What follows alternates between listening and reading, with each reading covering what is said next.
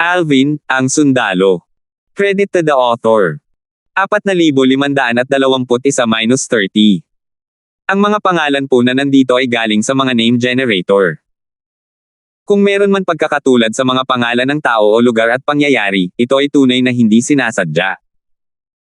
Nang magkamalay si Alvin, natuklasan niya na siya at ang iba pang pumasok sa Realm of Origin ay nasa isang malawak at bukas na espasyo. Isang vortex ang umikot sa likuran nila. Malinaw na, doon sila pumasok sa Realm of Origin. Nang tumingin siya sa paligid, natuklasan niyang nahahadlangan ang kanyang paningin ng hamog na nakaharang sa paligid. Wala siyang ideya kung ano ang nasa likod ng hamog. Mabuti na lang at naitala ng una at pangalawang grupo ng mga tao ang kanilang mga karanasan bilang mga memory jade token para sa mga nasa ikatlong grupo. Dahil dito, halos alam na ng ikatlong grupo kung ano ang aasahan at maiiwasan ang paglihis sa landas. Ayon sa unang grupo ng mga tao, noong una silang pumasok, may boses na nagsabi sa kanila na iisa lang ang pasukan at 9 na labasan papunta sa mga guho. Pagkatapos lumabas sa isa sa 9 na labasan, isa ang ililipat palabas ng pasukan. Ito lang ang pasukan, at ang kinaroroonan ng 9 na labasan ay hindi alam, naisip ni Alvin sa sarili. Mayroong 31 katao sa ikatlong grupo, kabilang si Alvin. Pagpasok pa lang nila sa Realm of Origin, ang iba ay nagsimulang lumapit kay Alvin at nakipag-usap sa kanya. Nabalitaan kong Alvin ang pangalan mo. Kinakatawan mo ang Darfield clan ng Tourmaline Holy City, tama ba? Nabalitaan kong naunawaan mo na ang sword daw hanggang sa ika-6 na yugto. Alvin, nasa ika-6 na yugto na ba talaga ang sword daw mo? Maipapakita mo ba sa amin? Akala ko mga saint lang ang nakakaintindi sa sword daw hanggang ika-6 na yugto. Alvin, nagsinungaling ka ba tungkol sa iyong sword daw para linlangan si Palace Master Dolan na imbitahan kang sumali sa Golden Dragon Palace ng Jade Tide Heavenly Mansion? Batay sa mga salitang ito, malinaw na ang mga nakausap ni Alvin ay mga kababalaghan mula sa Jade Tide Heavenly Mansion. Tutal, tanging ang mga taga Jade Tide Heavenly Mansion lamang ang nakakaalam ng bagay na ito. Sa kasamaang palad, hindi pinansin ni Alvin ang mga taong ito. Sa sandaling ito, nakita niya si Hanzo na paalis na, at hindi nagtagal, nakita rin niya si Hansel na paalis na. Hindi niya maiwasang makaramdam ng kawalan ng kakayahan nang makita ito. Alam ko na. Hindi magiging madali ang gawaing ipinagkatiwala sa akin ni Palace Master Dolan. Dahil kakapasok lang namin, hindi nang ahas si Hansel na kumilos sa harap ng napakaraming tao. Gayunpaman, ngayong umalis na si Hanzo, sa wakas ay may pagkakataon na si Hansel na kumilos. Walang oras si Alvin para makipag-usap sa iba at mabilis na umalis, sinundan si Hansel mula sa malayo. Kasabay nito, natigilan ang mga prodigy mula sa Jade Tide Heavenly Mansion nang makita nilang umalis si Alvin nang walang sinasabi sa kanila. Hindi nila inaasahan na magiging ganito siya bastos at ka-arrogant. Masyadong mayabang si Alvin. Hindi niya lang kami pinansin. Iniisip ba niya na isa siyang walang kapantay na kataas-taasang Diyos? Napakabastos. Sa ugali niya, kahit sumali pa siya sa ating Jade Tide Heavenly Mansion at sa Golden Dragon Palace, hindi siya mabubuhay ng matagal. Natural na hindi narinig ni Alvin ang mga salita ng mga prodigy mula sa Jade Tide Heavenly Mansion. Kahit na narinig niya, wala siyang pakialam. Sa sandaling ito, nakatuon siya sa pagsunod kay Hansel, na nakasunod kay Hanzo, mula sa malayo. Si Hansel ay isang walang kapantay na pinakamataas na abanteng Diyos na kataas-taasan. Kaya naman, hindi nagtagal ay natuklasan niya ang presensya ni Alvin. Bigla siyang tumigil sa paglalakad at lumingon kay Alvin nang may malamig at matalim na titig habang nagtatanong, bakit mo ako sinusundan? Bago pumasok sa Realm of Origin, narinig ni Hansel na si Alvin ay isang prodigy sa mga prodigy na nakaintindi na sa sword daw hanggang sa ika-6 na yugto. Hindi nakakagulat, labis siyang naiinggit kay Alvin. Bagamat ang angka ng White ay isang angka na puno ng mga sword cultivator, wala pang sinuman sa mahabang kasaysayan ng angkan ang nakaintindi na sa sword daw hanggang sa ika-6 na yugto noon. Ang pinakamataas na yugto ng sword daw na naunawaan ng sinuman mula sa angka ng White ay ang tugatog ng ika-5 yugto, at ang taong iyon ang pinakamalakas na demi-saint sa kasaysayan ng angka ng White. Sa kasamaang palad, ang taong iyon ay hindi nakayanan ang pagsubok ng panahon at napatay noong minsan sa 10,000 taong heavenly tribulation, na lalong magiging mahirap. Sa kasalukuyan, ang dalawang demi-saint ng angkan ng Darfield ay nakaintindi na rin sa sword daw hanggang sa ikalimang yugto. Nanatiling kalmado si Alvin habang sumasagot, napakalaki ng realm of origin. Paano mo nasabing sinusundan kita? Tigilan mo na ang pagsunod sa akin, banta ni Hansel habang malamig na nakatitig kay Alvin, kung hindi, papatayin kita. Pagkatapos noon, nang hindi naghihintay ng tugon, patuloy na sinundan ni Hansel si Hanzo. Tiwala siyang hindi siya makakalaban ni Alvin kung sakaling gumawa siya ng hakbang. Sa katunayan, tiwala siyang kaya niyang patayin si Alvin, ngunit kakailanganin niyang gamitin ang kanyang nakatagong trump card. Kung wala ang kanyang trump card, maaari niyang talunin si Alvin, nakapantay ni Hanzo. Mahirap patayin si Alvin nang wala ang kanyang trump card. Hindi lang iyon, kundi higit sa lahat, hindi siya makakapatay nang hindi gumagawa ng malaking kaguluhan na makakaakit ng atensyon ng lahat. Kung gagawa siya ng malaking kaguluhan at mabibigo siyang patayin ang kanyang target, mapapahamak siya kapag kumalat ang balita tungkol sa kanyang mga ginawa. Bukod doon, alam ni Hansel na hindi siya maaaring basta-basta kumilos laban kay Alvin ngayon dahil ang kaguluhan ay makakaakit din sa atensyon ni Hanzo. Sa oras na iyon, tiyak na magtataas si Hanzo ng kanyang pagbabantay, na lalong magpapahirap sa kanya na patayin si Hanzo. Patayin mo ako. Nang marinig ang mga salita ni Hansel, bahagyang ngumiti si Alvin. Pagkatapos, na parang hindi niya narinig ang mga salita ni Hansel, nagpatuloy siya sa pagsunod kay Hansel. Hindi na kailangang sabihin pa, mabilis na natuklas ni Hansel na sinusundan pa rin siya ni Alvin. Tumigil siyang muli at lumingon kay Alvin. Malamig ang kanyang tingin, at galit na galit ang kanyang ekspresyon habang sinasabi, "Brat, ano ang kailangan mo? Sinusubukan mo ba ang pasensya ko?" Kumislap ang mga mata ni Hansel na may hanggaring pumatay habang umaagos ang kanyang banal na enerhiya. Kasunod nito, isang gininto ang liwanag ang sumiklab bago bumuo ng 5 sinag ng espada na naglalabas ng aura ng sword daw. Nanatili ang bahagyang ngiti sa mukha ni Alvin habang direktang nagtanong, "Nabalitaan kung isa kang walang kapantay na top advanced supreme god."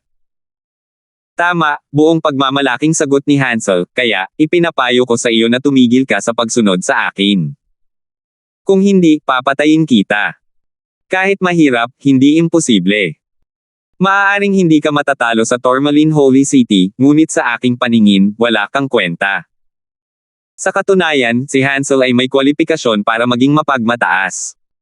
Siya ang una sa mga nakababatang henerasyon sa angkan ng witi na nakaunawa ng isang batas hanggang sa pinakamataas na antas.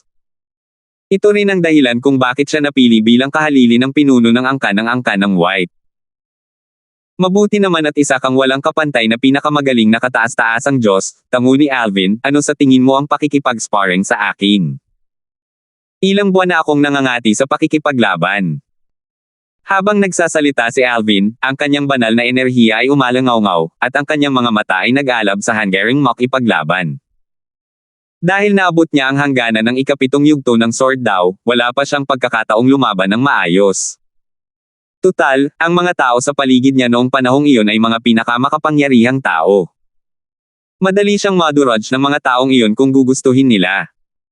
Sa kabilang banda, sa paningin ni Alvin, si Hansel, isang walang kapantay na top advanced supreme god na mahusay din sa sword daw, ay isang mahusay na kalaban. Paanong hindi siya magiging sabik na labanan si Hansel? 4,522. Inakala ni Hansel na otres si Alvin matapos niyang kumpirmahin na isa siyang walang kapantay na top advanced supreme god. Labag sa kanyang inaasahan na hindi lamang hindi umatras si Alvin, kundi gusto pa nga siyang kalabanan ni Alvin matapos niyang kumpirmahin na isa siyang walang kapantay na top advanced supreme god. Gayunpaman, hindi ipinakita ni Hansel ang kanyang pagkagulat sa kanyang mukha. Sa halip, sinabi niya ng may malamig na ngiti, "Spar. Ang mga pamamaraang nilinang ko ay mga pamamaraan ng pagpatay. Hindi ko alam kung paano makipag-spar nang hindi ka pinapatay ni wala akong balak na makipag-spar sa iyo. Kung gusto mong lumaban, ito ay magiging isang laban ng buhay o kamatayan. Kaya, pag-isipan mong mabuti." Sa palagay ni Hansel, tiyak na otres si Alvin pagkatapos marinig ang mga salitang ito. Tutal, isa siyang walang kapantay na pinakamataas na abanteng kataas-taasang Diyos. Hindi siya matatalo sa mga nasa ilalim ng kaharian ng walang kapantay na pinakamataas na abanteng kataas-taasang Diyos. Dahil dito, nagulat siya nang marinig ang sagot ni Alvin. Labanan ng buhay o kamatayan. Basta ayos lang sa iyo yan, ayos lang sa akin, sabi ni Alvin nang may inosenteng ngiti. Gayunpaman, sa mga mata ni Hansel, ang ngiti ay lubhang mapang-akit. Nagngalit ang mga ngipin niya at nagtanong, sigurado ka bang gusto mong makipaglaban sa akin sa isang laban ng buhay o kamatayan? Kasabay nito, hindi maiwasan ni Hansel na makaramdam ng pagkabalisa nang maisip niya ang pag-alis ni Hanzo sa kanyang tracking range. Natural lang na ayaw niyang sayangin ang oras dito kasama si Alvin. Ganoon na ba kalokohan ang sinasabi ng lahat ng walang kapantay na matataas na kataas-taasang Diyos? Tanong ni Alvin nang nakakunot ang noo, medyo naiinip. Ngumisi si Hansel at sinabing, kung gusto mong makipaglaban sa akin sa isang laban ng pangbuhay o kamatayan, kailangan mong maghintay hanggang sa makaalis tayo sa Realm of Origin. Tutal, gusto kong ipakita sa mga pinakamakapangyarihang tao sa Jade Tide Heavenly Mansion at kay Palace Master Dolan ng Golden Dragon Palace kung paano kita dinudurog. May gagawin ako ngayon kaya wala akong oras para makipaglaro sa iyo. Pagkatapos sabihin iyon, ang katawan ni Hansel ay kumislap ng gininto ang liwanag. Parang bulalakaw, lumipad siya sa malayo. Gayunpaman, hindi nagtagal at muli siyang huminto. Lumitaw si Alvin sa harap ni Hansel, hawak ang 7 Orifice Exquisite Sword sa kanyang kamay, habang nakangiting sinabi, kung hindi mo ako lalabanan, makakalimutan mo ang paghahanap ng gusto mo sa Realm of Origin. Natural na alam ni Alvin kung bakit ayaw siyang labanan ni Hansel ngayon. Nagmamadali si Hansel na sundan si Hanzo upang makahanap siya ng pagkakataong patayin si Hanzo. Nangako siya kay Cyrus, ang Palace Master ng Golden Dragon Palace, na tutulungan niya si Hanzo. Gayunpaman, pagkatapos makilala si Hansel, sabik na sabik siyang labanan si Hansel. Magagawa niyang pumatay ng 2 ibon gamit ang isang bato kung labanan niya si Hansel. Samantala, si Hansel, na paulit-ulit na pinigilan ni Alvin, ay natural na nagalit. Hindi maganda ang ekspresyon ng kanyang mukha habang nakatingin kay Alvin. Alam niya na ang tanging paraan para maalis si Alvin ay ang labanan si Alvin. Gayunpaman, lubos na kumpiyansa si Hansel na labanan si Alvin. Wala siyang gaanong kumpiyansa na mapatay si Alvin, ngunit 100% siyang kumpiyansa na matatalo niya si Alvin. Naisip niya sa sarili nang may kabangisan habang ang kanyang mga mata ay nagniningning sa hanggaring pumatay, gusto kong iligtas ang aking trump card para harapin si Hanzo. Tatalunan ko na lang ang ignorante na taong ito at pauurungin ko muna siya sa ngayon. Kapag umalis na tayo sa lugar na ito, hahanap ako ng pagkakataon para patayin siya. Sa wakas, napangisi si Hansel at malamig na sinabi, Brat, dahil gusto mo akong kalabanan, tutuperin ko ang iyong hiling. Hayaan mong ipakita ko sa iyo kung gaano ka kaina at kahinaan sa harap ko, isang walang kapantay na Top Advanced Supreme God, kahit na malapit ka ng maging isang walang kapantay na Top Advanced Supreme God. Hayaan mong ipakita ko sa iyo kung bakit hindi kailanman kayang malampasan ng mga bituin ang araw at buwan. Kasunod nito, isang gininto ang liwanag ang sumilay mula sa katawan ni Hansel, at isang espada ang lumitaw sa kanyang kamay. Ang espada ay ganap na itim, at mukhang napakatalas nito. Ito ay malinaw na ang kanyang pangunahing banal na artifact. Bagamat may kumpiyansa siya, hindi niya binawi ang kanyang pagbabantay nang harapin si Alvin, na may hawak ding isang pangunahing banal na artifact. Samantala, nang marinig ang mga salita ni Hansel, nakangising sinabi ni Alvin, natural lamang na hindi kayang malampasan ng mga bituin ang araw at buwan. Gayunpaman, karapat-dapat ba ang isang taong katulad mo na ikumpara sa araw at buwan? Hindi nakakagulat, nagalit si Hansel sa mga sinabi ni Alvin. Sandaling napuno siya ng pagnanais na gamitin ang kanyang trahedya kay Alvin sa halip na kay Hanzo. Sobra na ang mga sinasabi ng batang ito. Paano niya ako nagawang kutsain? Brat, naghahanap ka ng kamatayan, galit na sigaw ni Hansel habang iniwawagayway ang espada sa kanyang kamay. Isang nakasisilaw na gininto ang sinag ng espada ang agad na tumama kay Alvin. Swoosh! Ang kawalan ay umalangaw-ngaw sa likuran nito, na tila mapupunit anumang oras. Malinaw na ang lakas ng atake ay halos umabot na sa limitasyon ng kayang tiisin ng Realm of Origin. Ito rin ang dahilan kung bakit hindi makapasok ang mga Supreme Powerhouse sa Realm of Origin na ito. Tanging ang mga walang kapantay na Top Advanced Supreme Gods lamang ang kaya nitong tumanggap. Nang harapin ang mabilis na papalapit na sinag ng espada ni Hansel, sinabi ni Alvin, ang batas ng metal sa pinakamataas na yugto ay talagang makapangyarihan. Nanatiling hindi nagbabago ang ekspresyon ni Alvin habang iwinagayway din niya ang kanyang espada at walang pagmamadaling sinabi, "Nako, ang basura ng sword daw mo." Kalokohan. Tinawag niyang kalokohan ang ika-4 na yugto ng sword daw. Muntik nang samuka ng dugo si Hansel nang marinig niya ang mga sinabi ni Alvin. Kahit sa angka ng White, isang angka ng mga tagapagtatanim ng espada, sa mga nakababatang henerasyon, tanging siya at si Hanzo lamang ang nakaintindi sa sword daw hanggang sa ika-4 na yugto. Para naman sa iba, hanggang ika-3 yugto lamang ang kanilang naunawaan. Gayunpaman, alam din ni Hansel na kung talagang naunawaan ni Alvin ang sword daw hanggang sa ika-6 na yugto, kwalipikado si Alvin na husgahan ang kanyang pag-unawa sa sword daw. Pagkaraan ng ilang sandali, umungol si Hansel, kung gayon, panoorin mong mabuti habang natatalo ka ng aking basurang sword daw. Kasunod nito, ang ginintoang sinag ng espada ay lalong lumiwanag ng lumiwanag hanggang sa ito ay naging parang isang nakasisilaw na araw na nagliwanag sa Realm of Origin. Kasabay nito, ang iba at si Hanzo, na nasa napakalayo, ay nabahala dahil dito. Si Hansel yan. Gumagawa siya ng hakbang. May nakasalubong ba siyang balakid? Tanong ni Hanzo sa loob-loob niya nang may ngiti sa kanyang mukha. Maya-maya, umiling si Hanzo. Wala siyang balak na lumapit para tumingin. Pumasok siya sa Realm of Origin dala ang sarili niyang mga layunin at misyon. Umaasa siyang mauunawaan ang ika-5 yugto ng sword daw sa lugar na ito na naiwan ng isang makapangyarihang sword cultivator. Kapag naabot na ng kanyang sword daw ang ika-5 yugto, bubuti rin ang kanyang batas ng pagkawasak. Maraming taon na ang nakalilipas, itinali niya ang kanyang batas ng pagkawasak sa kanyang sword daw. Kaya naman, hanggat nakapasok ang kanyang sword daw sa ika-5 yugto, tiwala siyang aabot din ang kanyang batas ng pagkawasak sa pinakamataas na yugto.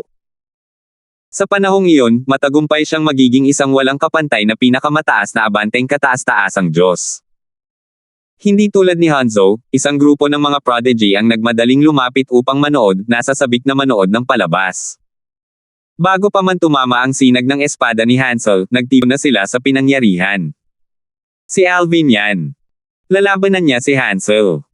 Si Hansel ay isang walang kapantay na pinakamataas na abanteng kataas-taasang Diyos. Nangangahas siyang pukawin si Hansel. Mayroon ba siyang hanggaring mamatay? 4,523. Hindi inisip ng lahat ng mga kahangahangang nilalang na nakalap ng Jade Tide Heavenly Mansion na naruroon na si Alvin ay kayang makipagsabayan kay Hansel. Bagamat napakalakas ni Alvin at maihahambing sa pinakamalakas na tao sa ilalim ng kaharian ng walang kapantay na mga top advanced supreme gods sa Jade Tide Heavenly Mansion, sa huli, hindi pa rin siya isang walang kapantay na top advanced supreme god. Si Hansel ang kahalili ng pinuno ng angka ng White Clan ng Mount Sword. Ang kanyang sword daw ay umabot na sa ika-4 na yugto. Bukod doon, naunawaan na rin niya ang batas ng metal hanggang sa pinakamataas na yugto. Isa siyang halimaw na prodigy. Medyo makapangyarihan siya kumpara sa mga nasa ilalim ng kaharian ng mga supreme powerhouse. Bagamat si Alvin ay halos kapantay ng kaharian ng mga walang kapantay na top advanced supreme gods, hindi pa rin siya isang walang kapantay na top advanced supreme god. Malaki pa rin ang pagkakaiba niya sa isang tunay na walang kapantay na top advanced supreme god. Kilala na natin kung sino ang mananalo sa labanang ito. Hindi ko talaga alam kung ano ang tumatakbo sa isip ni Alvin.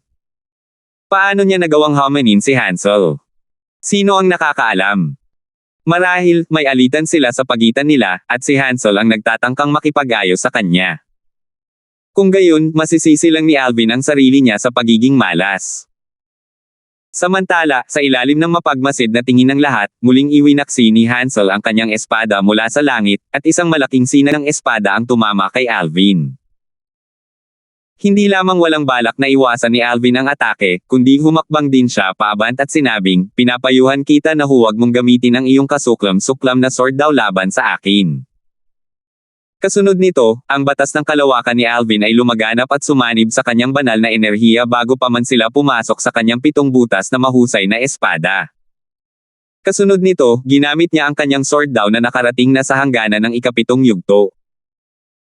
Ang kawalan ay marahas na umugong at pumihit, at ang mga translucent na anino ay sandaling nakita bago lumabas ang hindi mabilang na 7 kulay na sinag ng espada. Swoosh! Umalangaw-ngaw sa ere ang tunog ng isang sigaw ng espada habang iwinagayway ni Alvin ang kanyang espada. Sa ilalim ng mapagmasid na mga mata ng lahat, ang hindi mabilang na mga sinag ng espada, na naglalabas ng isang nakakatakot na mapanirang aura, ay lumabas at bumangga sa malaking gininto ang sinag ng espada ni Hansel. Ang 7 kulay na sinag ng espada ay mukhang mahina kumpara sa malaking gininto ang sinag ng espada ni Hansel. Gayunpaman, sa isang iglap lamang, ang malaking gininto ang sinag ng espada ay mabilis na natabunan ng hindi mabilang na 7 kulay na sinag ng espada, na parang salot ng mga balang. Kasunod nito, isang nakakagulat at nakapangangilabot na eksena ang lumitaw sa harap ng lahat. Maging si Hansel, ang kasama, ay nagulat at labis na natakot. Biglang tumigil ang malaking gininto ang sinag ng espada bago ito dahan-daang nabasag sa atake ng hindi mabilang na sinag ng espada bago ito naglaho sa hangin. Swoosh! Ang 7 kulay na sinag ng espada ay nagpatuloy sa pagsulong matapos sirain ang malaking gininto ang sinag ng espada, patungo kay Hansel. Mabilis na nakabawi si Hansel sa kanyang katinoan at gumawa ng isang depensa. Ginamit niya ang lahat ng kanyang banal na enerhiya at ginamit ang kanyang batas ng metal, na umabot na sa pinakamataas na antas, upang bumuo ng isang malaking kalasag na may espada sa harap niya. Sinabi ko na sa iyo kanina. Huwag mong gamitin ang walang kwentang sword daw mo sa harap ko, walang pakialam na sabi ni Alvin. Sa oras na ito, ang 7 kulay na sinag ng espada ay tumama sa kalasag ng espada, mabilis itong winasak. Kung hindi mo ginamit ang iyong sword daw, marahil, mas tumagal sana ang iyong kalasag, patuloy na sabi ni Alvin. Ang ika-7 yugto. Ikaw. Ang iyong sword daw ay umabot na sa ika-7 yugto. Bulalas ni Hansel sa gulat at hindi makapaniwala. Kasabay nito, hindi na niya pinanggahasan na baliwalain ang mga salita ni Alvin at dali-daling nagtayo ng isang kalasag nang hindi ginagamit ang kanyang sword daw. Gamit lamang ang batas ng metal sa pinakamataas na yugto at ang banal na enerhiya, nagawang pigilan ng harang ni Hansel ang 7 kulay na sinag ng espada ni Alvin sa pagkakataong ito. Nang tuluyang mawala ang 7 kulay na sinag ng espada, labis na namutla ang mukha ni Hansel. Halos lahat ng kanyang lakas ay naubos na niya para ipagtanggol si Alvin, at bahagya rin siyang nasugatan. Gayunpaman, wala na siyang oras para gamutin ang kanyang mga pinsala ngayon. Sa halip, tiningnan niya si Alvin ng may takot at pag-iingat. Kasabay nito, nagulat din ang mga tao sa paligid sa revelasyon na ito. Halos hindi sila makapaniwala na si Hansel, isang walang kapantay na pinakamataas na abanteng kataas-taasang Diyos, ay natalo at natalo ni Alvin. Lalong nagulat sila nang marinig nila na ang sword daw ni Alvin ay nakarating na sa ika-7 yugto. Mayroon bang sino man sa Myriad Worlds o sa Outer Boundary na nakaunawa na sa sword daw hanggang sa ika-7 yugto? Base sa aking kaalaman, ang mga may pinakamalakas na sword daw sa Myriad Worlds at sa Outer Boundary ay hanggang ika-6 na yugto pa lamang ang naunawaan nito. Bukod dito, lahat sila ay itinuturing na makapangyarihan sa mga saint. Nakarating na siya sa ika-7 yugto. Kapag naunawaan na niya ang kanyang batas hanggang sa pinakamataas na antas at naging isang supreme powerhouse matapos maging isang walang kapantay na top advanced supreme god, tiyak na isa siya sa pinakamalakas na saints, tama ba? Sa tingin ko ay malalampasan niya kahit ang pinakamalakas na saint at papasok sa susunod na antas. Isang level 7 supreme powerhouse. Base sa alam ng lahat, ang mga saint ay mga level 6 supreme powerhouse lamang. Ayon sa mga chismis, sa kasalukuyan ay walang level 7 supreme powerhouse sa Outer Boundary at sa Myriad Worlds. Gayunpaman, sinasabing ang Realm of Origin na kinaroroonan nila ngayon ay naiwan ng isang sinaunang level 7 supreme powerhouse. Kasabay nito, bahagyang napangiti si Alvin nang marinig ang mga salita ni Hansel. Sinabi niya, ang ika-7 yugto ng sword daw. Hindi. Kung naunawaan ko ang sword daw hanggang sa ika-7 yugto, hindi mo mapipigilan ang aking atake ng mas maaga kahit na hindi mo ginamit ang sword daw. Dati, nang marating ni Alvin ang hangganan ng ika-7 yugto ng sword daw, natuklasan niya na ang kanyang sword daw ay maaari nang makaapekto sa paligid at sa kanilang mga enerhiya. Hindi lang iyon, maaari niya rin silang manipulahin gamit ang kanyang sword daw at umatake gamit ang mga ito. Ang sword daw ni Hansel, na nasa ika-4 na yugto pa lamang, ay madaling napigilan ang sword daw ni Alvin. Pagkatapos, minanipula ni Alvin ang sword daw ni Hansel at ibinaling ito laban kay Hansel. Dahil dito, ang atake ni Hansel ay madaling nawasak niya. Kung hindi gagamitin ni Hansel ang kanyang sword daw mula sa simula at tanging ang kanyang divine energy at ang batas ng metal lamang ang gagamitin, makakalaban ni Alvin si Hansel hanggang sa tabla. Mahirap para sa kanya na saktan si Hansel. Sa kasamaang palad, hindi nakinig si Hansel sa kanyang payo.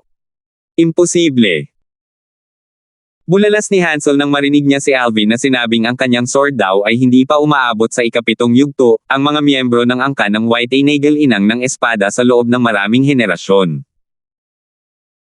Bagamat walang sinuman sa kasaysayan ng angkan ang nakaintindi sa sword daw hanggang sa ika-7 yugto, ang angkan ay may maraming impormasyon tungkol sa ika-7 yugto ng sword daw. Ayon sa mga tala, kapag ang sword daw ay umabot sa ika-7 yugto, maaari nitong manipulahin ang lahat ng bagay sa paligid nito sa loob ng isang saklaw at gawing mga espada ang mga ito.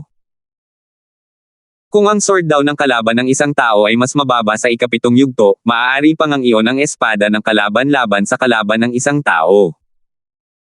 Patuloy na sinabi ni Hansel, walang duda na naunawaan mo na ang ika-7 yugto ng sword daw. Kahit na naunawaan mo lang ang batas ng kalawakan hanggang sa perpektong anyo nito, isa ka na talagang walang kapantay na top advanced supreme god. Sa katunayan, isa ka ng medyo malakas na walang kapantay na top advanced supreme god. Hindi nakakapagtaka na wala akong kapantay para sa iyo. Bagamat ayaw ni Hansel, wala siyang ibang magawa kundi tanggapin ito. Naunawaan na ng taong nasa harap niya ang ika-7 yugto ng sword daw, na siyang dahilan kung bakit siya nawala ng kapangyarihan. Kasabay nito, sa loob-loob niya ay sumang-ayon siya sa paghatol ni Alvin sa kanyang sword. Ang kanyang sword daw, kumpara kay Alvin, ay talagang walang kwenta. 4,524. Umiling si Alvin nang makitang nawalan na ng gana si Hansel na lumaban. Sinabi niya kay Hansel na ang kanyang sword daw ay umabot pa lamang sa ika-7 yugto at kung hindi gagamitin ni Hansel ang kanyang sword daw sa kanilang laban, hindi magiging dehado si Hansel. Sa kasamaang palad, batay sa kasalukuyang sitwasyon, tila hindi siya pinaniwalaan ni Hansel. Marahil, inakala pa nga ni Hansel na ginagamit siya bilang punching bag. Swoosh! Hindi na muling nagsalita si Alvin at lumipad patungo sa direksyon kung saan nagpunta si Hanzo. Nang makita ito, agad na dumilim ang ekspresyon ni Hansel. Noong una, plano niyang ipagpatuloy ang pagsunod kay Hanzo. Gayunpaman, may kutob siyang kung maaabutan niya si Hanzo at naroon si Alvin, tiyak na tutulungan ni Alvin si Hanzo. Tutal, miyembro na ngayon si Alvin ng Golden Dragon Palace ng Jade Tide Heavenly Mansion. Sina Alvin at Hanzo ay kapwa-miyembro na rin ng Jade Tide Heavenly Mansion. Kahit gamitin ko pa ang aking trump card, mahihirapan akong patayin si Hanzo. Kalimutan mo na yan. Dapat ituring ni Hanzo ang kanyang sarili na mapalad. Sa anumang kaso, mananatili kami rito ng 1 taon. Hindi ako naniniwala na si Alvin ay laging nasa tabi niya. Naisip ni Hansel sa sarili, bahagyang nakaramdam ng ginhawa. Pagkatapos noon, hindi na siya nag-aksaya ng oras at mabilis na umalis.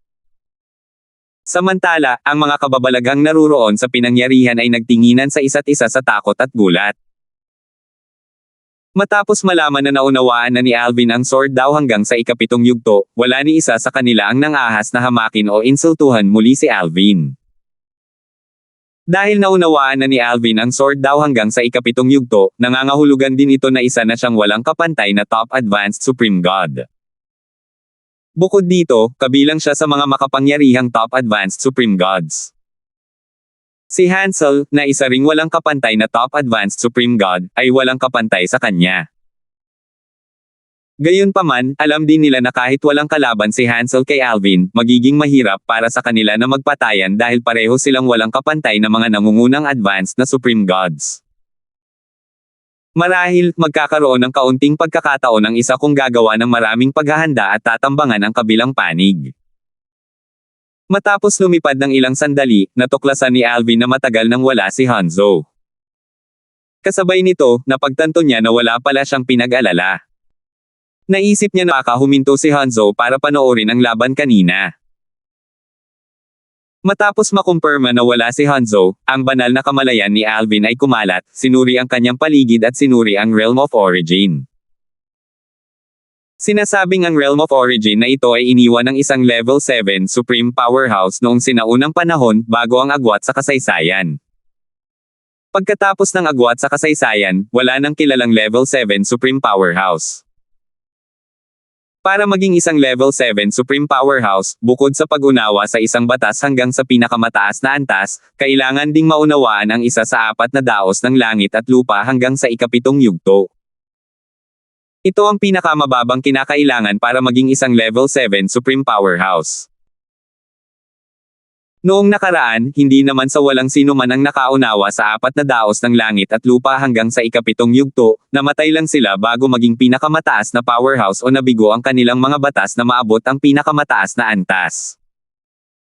Parang ang ika-7 yugto ng 4 na daos ng langit at lupa ay sumasalungat sa pinakamataas na yugto ng mga batas. Tila mahirap para sa kanila na lumago ng sabay. Kahit para sa akin. Matapos maabot ang hangganan ng ika-7 yugto ng Sword Dao, natuklasan ni Alvin na wala siyang nagawang anumang pag-unlad. Halos imposible para sa kanya na maabot ang ika-7 yugto. Noong nakaraan, sinasabing nauunawaan ng Sword of Time ang Sword Dao hanggang sa ika-6 na yugto, na umaabot sa hangganan ng ika-7 yugto. Sinasabing malapit din sa pinakamataas na yugto ang kanyang batas, gayunpaman, nilinang niya ang Sword Dao of Time, kasabay nito ay pinagbuti ang kanyang batas at kanyang Sword Dao. Kung ang kanyang Sword Dao ay umabot sa ika-7 yugto, malamang na ang kanyang batas ay aabot din sa pinakamataas na yugto. Sa kasamaang palad, namatay siya. May mga bali-balita na pinatay siya ng isang santo bago pa siya maging mas malakas. Tutal, kapag bumuti na ang kanyang batas at Sword Dao, siya ay magiging isang Level 7 Supreme Powerhouse, na hihigitin ang lahat ng umiiral na mga santo. Natural lamang na ayaw ng karamihan sa mga santo na mangyari ito. Gayunpaman, may mga bali-balita rin na pumanaw siya sa sandali ng isang tagumpay dahil sa tribulation na kasama ng pagpasok sa ika-7 antas. Sinasabing namatay siya dahil sa tribulation na iyon. May mga nag-iisip pa nga na namatay siya dahil sa negatibong reaksyon mula sa sabay-sabay na pag-unlad ng kanyang Sword Dao at batas. Para bang isang sumpa ang ika-7 antas. Matapos ang agwat sa kasaysayan, wala nang kilalang Level 7 Supreme Powerhouses. Ang tanging bakas na natitira sa Level 7 Supreme Powerhouses ay ang mga Realms of Origins tulad ng kinaroroonan ni Alvin. Sa paglipas ng mga taon, maraming Realms of Origins na tulad nito ang natuklasan. Bagamat maraming tao, kabilang ang mga Supreme Powerhouse, ang nag-explore sa mga ito, hindi pa rin nila alam kung bakit walang Level 7 Supreme Powerhouse pagkatapos ng agwat sa kasaysayan. Maya-maya, bumalik sa kanyang katinoan si Alvin. Umiling siya at bumulong sa sarili na may mapang uyam ng ngiti sa kanyang mukha, ngayon pa lang ako nasa bungad ng kaharian ng walang kapantay na mga matataas na kataas-taasang Diyos. Masyado pang maaga para isipin ko ito. Kailangan ko lang patuloy na pagbutihin ang aking sarili. Dahil sa gabay ni Elder Kong, bahagyang bumuti ang aking batas ng kalawakan. Gayunpaman, napakahirap ng gumawa ng anumang pag-unlad ngayon. Maging si Elder Kong o si Palace Master Dolan, ang kanilang payo ay kadalasang nakakatulong sa akin na maperpekto ang aking sariling Sword Dao at gawin itong Spatial Sword Dao. Isang Sword Dao na ganap na akin. Kung perpektong maisasama ko ang aking batas ng kalawakan at ang aking Sword Dao, mabubuo ko ang aking Spatial Sword Dao. Kung magtatagumpay ako sa kasalukuyang yugto ng aking Sword Dao, ang aking batas ng kalawakan ay dapat ding pumasok sa pinakamataas na yugto. Natural lamang na alam ni Alvin na ang paggawa ng sarili niyang Sword Dao ay hindi isang simpleng gawain. Sa kasalukuyan, ang kanyang Sword Dao ay naiimpluwensyahan pa rin ng Sword Dao ng kanyang amo. Bilang resulta, siya ay banayad ding naimpluwensyahan nito. Alam niyang hindi magiging madali ang pag-alis sa impluwensya ng kanyang amo at pagbuo ng sarili niyang Sword Dao sa pamamagitan ng pagsasama nito sa kanyang batas ng kalawakan. Ang lugar na ito ay iniwan ng isang Level 7 Supreme Powerhouse na nakakaintindi sa Sword Dao. Ang kanyang Sword Dao ay dapat nasa o mas mataas sa ika-7 yugto. Marahil, makakahanap ako ng isang bagay na kapakipakinabang dito, naisip ni Alvin sa sarili. Sa katunayan, hindi lang si Alvin ang may ganitong mga iniisip. Ganito rin ang iba pang mga prodigy. Ang kanilang layunin sa pagpasok sa Realm of Origin na ito ay makahanap ng isang bagay na makakatulong sa kanila na umunlad. Sa katunayan, ang paghahanap ng mga bagay na nasa Jade Tide Heavenly Mansion ay hindi gaanong prioridad kumpara doon. 4,525.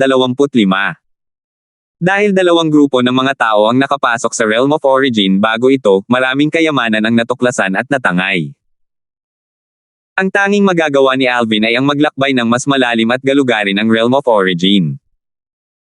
Bagamat may mga disbentaha ang huling pagpasok sa Realm of Origin, mayroon ding mga bentaha.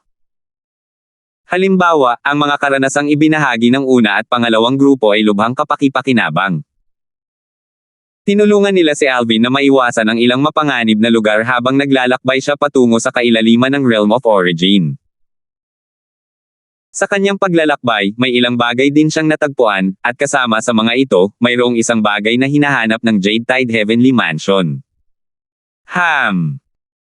Pagkatapos maglakbay ng ilang sandali, nakakita si Alvin ng isang grupo ng mga tao sa unahan. Tumangala siya at nakita ang kawalan na pumipilipit at umaalon ng marahas. Habang papalapit siya, ang mga usapan sa kanyang paligid ay pumasok din sa kanyang pandinig. Anong nangyayari? Napakalakas ng balak pumatay. Parang may nabubuo. Nararamdaman ko ang sword daw. Hindi pamilyar si Alvin sa mga mukha ng mga tao sa paligid niya. Isa lang ang nakilala niya. Ang taong iyon ay ang isa pang walang kapantay na pinakamataas na kataas-taasang Diyos na natagpuan ng Jade Tide Heavenly Mansion, bukod kay Hansel. Dahil kay Cyrus. Ang Palace Master ng Golden Dragon Palace, alam ni Alvin na ang kabilang panig ay isang walang kapantay na top advanced supreme god na nakakaintindi sa sword daw hanggang sa ika-4 na yugto at sa batas ng mundo hanggang sa pinakamataas na yugto. Kanyang sword daw ay isang depensibong uri, at sinasabing walang sinuman sa ilalim ng kaharian ng mga supreme powerhouse ang makakasakit sa kanya matapos siyang maging isang walang kapantay na top advanced supreme god. Gayunpaman, dahil sa kanyang malakas na depensa, ang kanyang mga opensa ay mahina kumpara sa iba pang walang kapantay na top advanced supreme gods. Gayunpaman, ang mga nasa ilalim ng kaharian ng walang kapantay na top advanced supreme gods ay hindi pa rin kayang tapatan niya. Sa tingin ko ang pangalan niya ay Bimbo Zing. Lalapit na sana si Alvin para panoorin ang kaguluhan ng biglang mayanig sa buong lugar. Kasunod nito, isang makapangyarihang sword daw ang biglang lumabas. Nang tumangala siya, nakita niya ang isang butas sa kalangitan sa itaas niya. Di nagtagal pagkatapos lumitaw ang butas, isang madilim na kulay abong liwanag ang nagsimulang kumislap sa paligid nito habang ang mga itim na kidlat na kasing kapal ng braso ng isang matanda ay nagsimulang kumislap.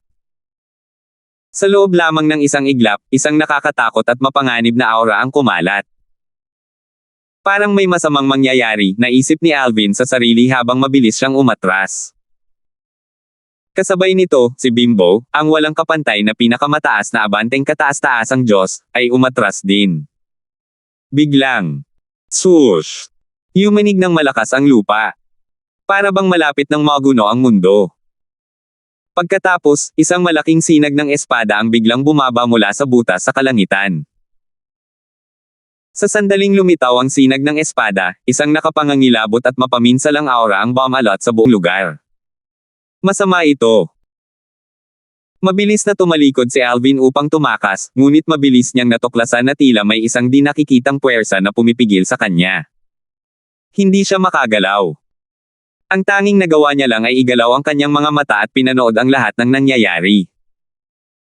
Gayon din, si Bimbo, ang walang kapantay na pinakamataas na abanteng kataas-taasang Diyos, ay nasa parehong sitwasyon ni Alvin. Boom! Pinanood ni Alvin ang mga taong nakatayo malapit sa malaking sinag ng espada na agad na naging abo. Kasunod nito, si Bimbo ay naging abo rin nang takpan siya ng liwanag. Hindi. Nang makita ni Alvin ang liwanag ng pagkawasak na papalapit sa kanya, siya ay nawalan ng pag-asa. Hindi niya magawang palayain ang kanyang sarili. Sa isang iglap, tuluyan siyang binalot ng liwanag. Halos sabay-sabay. Sa labas ng pinagmulan. Biglang nagbago ang ekspresyon ni Cyrus, ang Palace Master ng Golden Dragon Palace. Hindi nagtagal at nagbago rin ang ekspresyon ng tatlong pinakamalakas na kapangyarihan katabi ni Cyrus. Isa sa mga pinakadakilang makapangyarihang tao ang nagtanong na mukhang medyo takot, kalahati ng mga prodigy na kumakatawan sa ating Jade Tide Heavenly Mansion na pumasok sa Realm of Origin ay kakakamatay lang ba? Si Cyrus at ang iba pang tatlong Supreme Powerhouse ay nakatanggap ng mensahe na nagsasabing ang Soul Orbs ng kalahati ng mga prodigy mula sa Jade Tide Heavenly Mansion ay nabasag na. Anong nangyayari? Hindi naman nakaranas ng ganoong bagay ang unang dalawang grupo. Paano namatay ng ganito kabilis ang napakaraming tao? Maestro ng Palasyo Dolan, ano sa palagay mo? Ang tatlong pinakamakapangyarihang makapangyarihan ay likas na tumingin kay Cyrus para sa mga kasagutan. Tutal, si Cyrus ang kanilang pinuno rito. Hindi lamang siya may mas mataas na katayuan kaysa sa kanila dahil sa kanyang posisyon bilang Palace Master ng Golden Dragon Palace, kundi mas malakas din siya kaysa sa kanila. Malakas na nag-isip si Cyrus sa malalim na boses, siguro nilabag nila ang isa sa mga patakaran sa Realm of Origin. Kung hindi, wala na akong maisip na ibang dahilan. Natural lang, si Cyrus ay maaari lamang mag-isip batay sa kanyang kaalaman at karanasan. Hindi siya sigurado kung tama ang kanyang haka-haka. Sa anumang kaso, wala siyang magagawa. Tutal, hindi siya makakapasok sa Realm of Origin kahit napilitin pa niya ang kanyang pagpasok. Kung pipilitin ng isang tao na pumasok, ang Realm of Origin ay kusang masisira, at ang enerhiya mula sa pagkawasak ay papatay sa taong magtatangkang pumasok. Noong nakaraan, maraming saints sa Outer Boundary ang napatay sa ganitong paraan. Ang Realms of Origins ay naiwan ng mga Supreme Powerhouse bago pa man ang agwat sa kasaysayan. Sila ay hindi bababa sa Level 7 Supreme Powerhouses. Marahil, mayroon pang ang Level 8 o Level 9 Supreme Powerhouses. Hindi masyadong inisip ni Cyrus ang pagkamatay ng iba pang mga mahiwagang nilalang. Gayunpaman, hindi siya maaaring manatiling walang pakialam kapag naiisip niya si Alvin, na inimbitahan niyang sumali sa Golden Dragon Palace. Naisip niya sa sarili, sana ay hindi kabilang si Alvin sa mga namatay. Si Alvin ay isang walang kapantay na halimaw na mahika. Alam ni Cyrus na, kung bibigyan ng sapat na panahon, si Alvin ay tiyak na magiging isang nangungunang Supreme Powerhouse sa Outer Boundary at sa Myriad Worlds kahit na hindi malampasan ni Alvin ang sumpa ng ika-7 antas. Hindi siya nagduda na si Alvin ay tatayo sa tuktok ng ika-6 na antas. Natural, ito ay sa ilalim ng premisa na matagumpay na nakapasok si Alvin sa kaharian ng mga Supreme Powerhouse matapos maging isang walang kapantay na top advanced Supreme God. Tutal, kung ang isang makapangyarihang advanced Supreme God ay sadyang supulan ang kanyang cultivation base at hindi papansinin ang tawag ng realm ng Supreme Powerhouses, magiging napakahirap para sa kanya na muling makapasok sa realm ng Supreme Powerhouses. Ito ang dahilan kung bakit napakahirap para sa walang kapantay na top advanced Supreme Gods na maging Supreme Powerhouses. Napakaswerte ni Cyrus at nagawa niyang makapasok sa kaharian ng mga Supreme Powerhouse noong siya ay isang walang kapantay na top advanced Supreme God. Noong panahong iyon, ang kanyang batas ay malapit lamang sa Paramount Stage, at ang kanyang sword daw ay nasa ika-4 na yugto lamang. Naunawaan lamang niya ang kanyang batas hanggang sa Paramount Stage matapos siyang maging isang Supreme Powerhouse. Alvin, malaking kawalan ito sa Jade Tide Heavenly Mansion kung mamamatay ka. 4,526. Sa isang bangin sa Sacred Realm ng Outer Boundary. Isang gwapong binata na nakasuot ng berdeng roba ang napapaligiran ng 6 na tao, na pinaghalong bata, matanda, at nasa katanghaliang gulang. Kasama ang binata na nakasuot ng berdeng damit, silang lahat ay mga disipulo ng Langya Sword Pavilion, isang kalapit na puwersang may ranggong demi-saint. Bagamat lahat sila ay miyembro ng iisang puwersa, malinaw batay sa sitwasyon na sila ay nag-aaway sa isa't isa. Sa pagkakataong ito, isang matandang lalaki ang tumingin sa binata na nakaberde, na napapaligiran, at nakangiting sinabi, "Berting, talagang kahanga-hanga ka. Isa ka lamang intermediate Supreme God, ngunit naunawaan mo na ang sword daw hanggang sa ika-4 na yugto."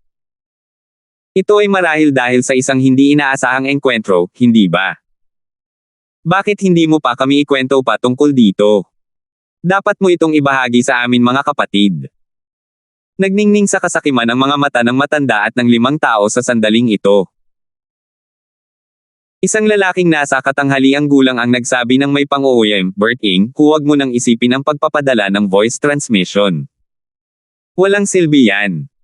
Nagtayo na kami ng isang disruptive formation dito, naghihintay na makapasok ka sa aming patibong. Walang darating at magliligtas sa iyo ngayon. Isa ka lamang intermediate supreme god, pero pinahahalagahan ka ng Vice Pavilion Master. Bert Ing, napakagaling mo talaga. Ngayon, bakit hindi mo sabihin sa amin ang sekreto mo? Sabihin mo sa amin kung paano mo naunawaan ang sword daw hanggang sa ika-4 na yugto bago ka pa man maging isang advanced supreme god. Bert Ing, dapat alam ng matatalinong tao kung paano gumawa ng tamang pagpili sa tamang oras. Ang binata na nakaberde ay walang iba kundi si Bert Ing, ang Panginoon ni Alvin. Matapos umalis sa God-defying world patungo sa outer boundary, siya ay naglilibot sa outer boundary. Nang siya ay malapit sa Langya Sword Pavilion, siya ay nasa kalagitnaan ng pagpugot ng ulo ng isang malaking demonyo nang bigla siyang makita ng Vice Pavilion Master ng Langya Sword Pavilion. Matapos masaksihan ang kanyang kamangha-manghang sword daw, inanyayahan siya ng Vice Pavilion Master ng Langya Sword Pavilion na sumali sa Langya Sword Pavilion. Noong panahong iyon, siya ay isang simpleng Supreme God lamang, at ang Vice Pavilion Master ng Langya Sword Pavilion ay isang Level 4 Supreme Powerhouse. Bagamat nasa ika-4 na yugto na ang sword daw ni Bert Ing, hindi siya tinanggap ng Vice Pavilion Master ng Langya Sword Pavilion bilang isang disipulo. Ang kanyang sword daw ay nasa ika-4 na yugto rin kaya kadalasan ay nakikipag-ugnayan siya kay Bert Ing bilang kapantay. Siya, na hindi alam na itinago ni Bert Ing ang lawak ng kanyang pag-unawa sa sword daw, ay umusad sa kanyang sword daw matapos makipag-ugnayan kay Bert Ing, at dahil dito, ang kanyang pagtingin kay Bert Ing ay lalong tumaas. Nakalap pa niya ang maraming mahahalagang mapagkukunan para kay Bert Ing upang mapalakas ang kanyang cultivation base. Dahil dito, mabilis ding nakapasok si Bert Ing sa kaharian ng mga intermediate supreme gods. Sa kasalukuyan, hindi nalalayo si Bert Ing sa pagpasok sa kaharian ng mga advanced supreme gods.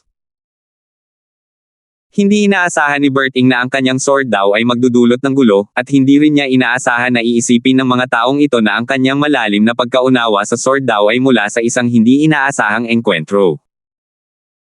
Hindi niya maiwasang magtaka kung ang mga taong ito ba ay hanggal o kung ang inggit ang dahilan kung bakit sila hanggal.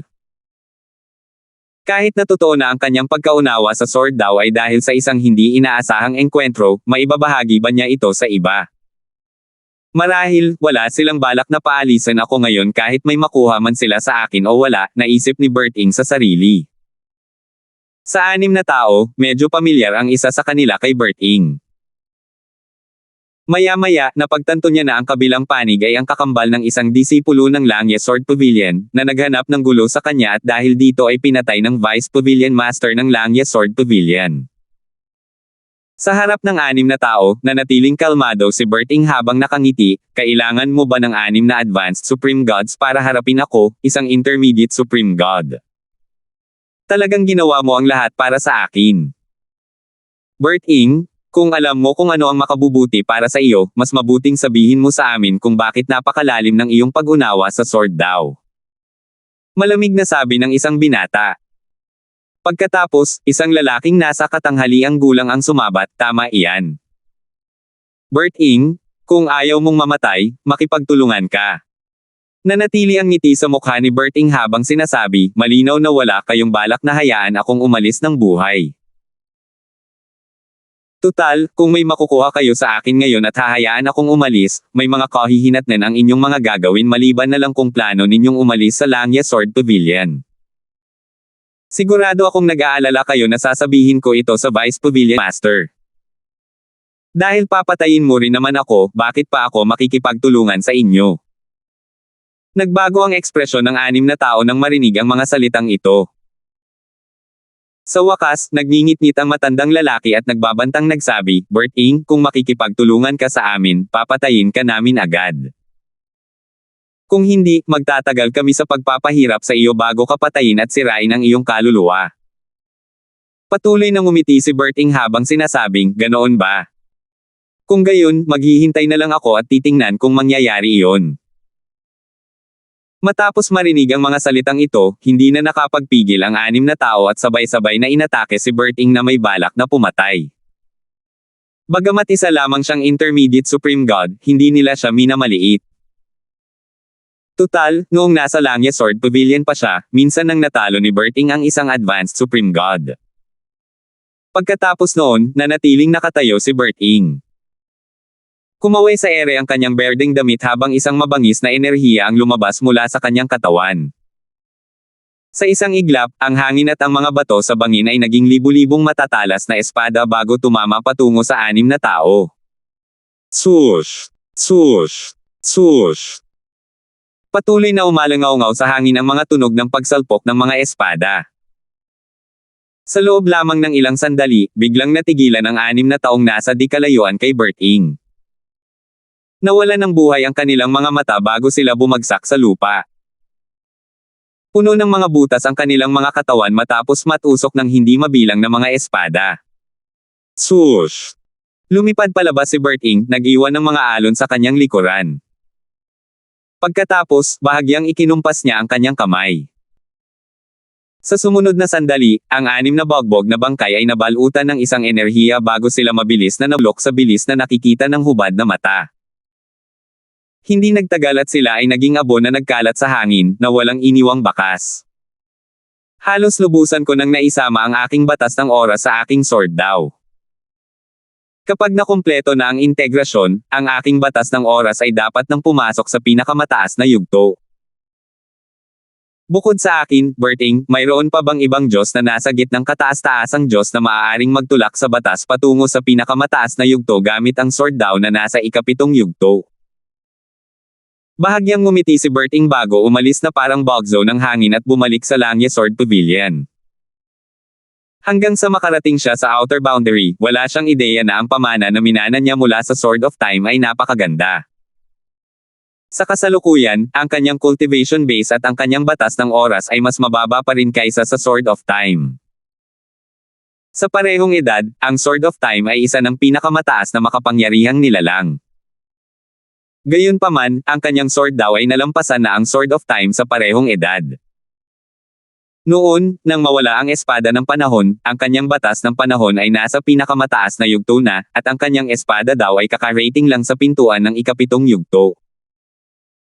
Nang malapit nang marating ng kanyang espada daw ang ika-7 yugto, dumating ang kanyang kapigatian sa langit, na muntik na siyang mapatay. Sa kritikal na sandali, ginamit niya ang kapaligiran ng Azrael ng Diyos na dumudulog sa mundo para sa kanyang kalamangan at umasa sa kanyang espada daw para makatakas. Sa kasamaang palad, malaki ang nabawas sa kanya at hindi na niya nabawi ang kanyang dating kaluwalhatian. Hindi ako dapat magmadaling makapasok sa kaharian ng mga matataas na kataas-taasang Diyos. Batay sa mga salita ng Sword of Time, kapag ang isang daw ng langit at lupa ay umabot sa ika-7 yugto at ang batas ay umabot sa pinakamataas na yugto, magdudulot ito ng isang espesyal na kapigatian sa langit. Ang lakas ng kapigatian ay nakasalalay sa cultivation base ng isang tao. Kung mas malakas ang isa, mas magiging malakas ang kapigatian. Pagkatapos ng agwat sa kasaysayan, walang sino man ang nakaunawa sa 4 na daw ng langit at lupa at sa mga batas hanggang sa pinakamataas na yugto ng sabay.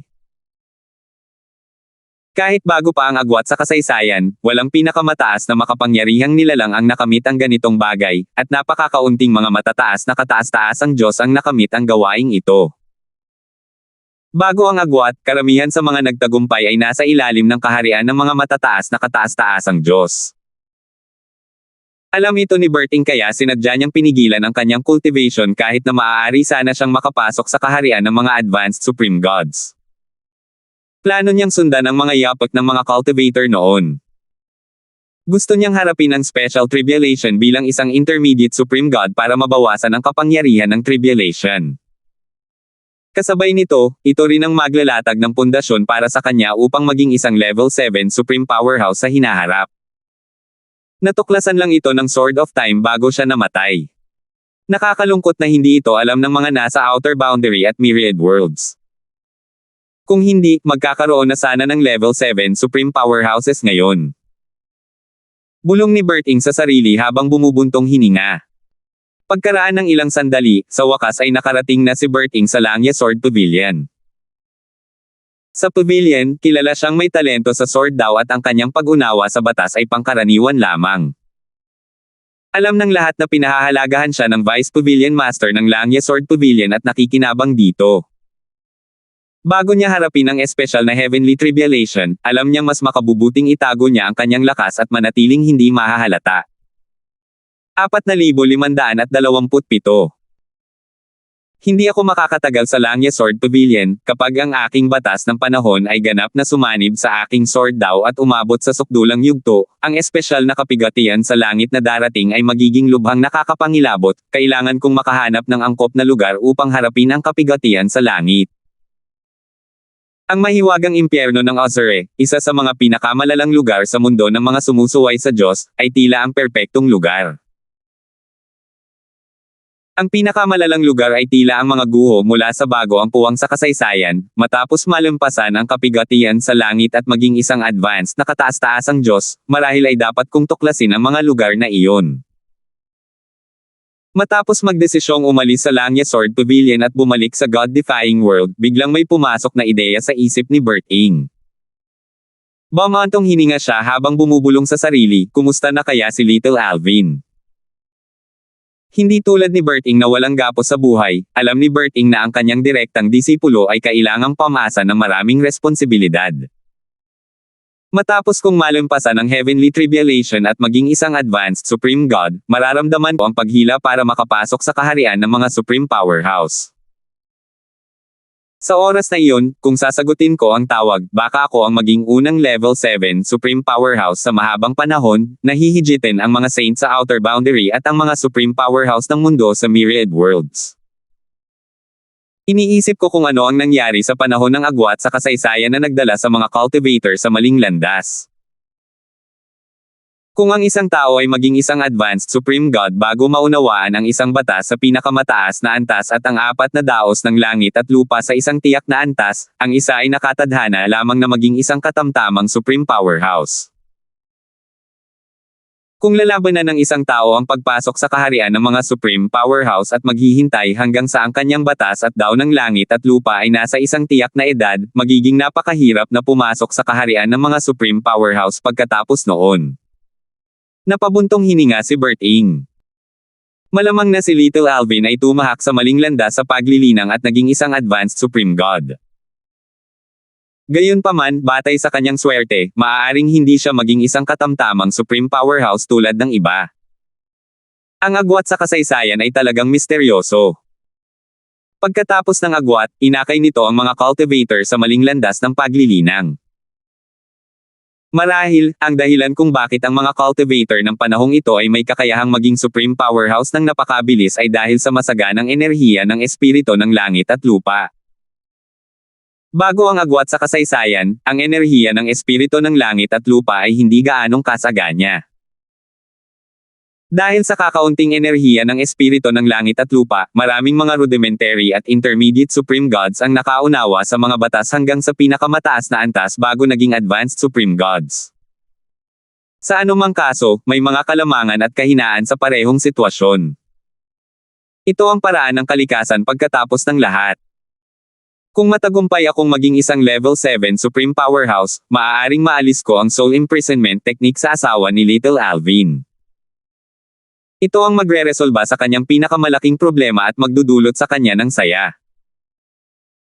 Iniisip ko kung nasaan na siya sa outer boundary, siguradong nagsusumikap siyang iligtas ang kanyang asawa ngayon. Isang kamangha-manghang gawa para sa isang intermediate Supreme God na maunawaan ang isang batas hanggang sa pinakamataas na antas at ang isa sa 4 na daos ng langit at lupa hanggang sa ika-7 antas.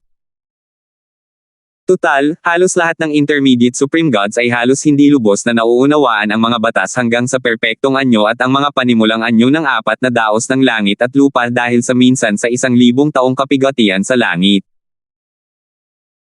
Matapos makapasok sa kaharian ng mga hari ng mga Diyos, kakailang ganing harapin ng isang tao ang kapigatian sa langit na magiging lalong mahirap.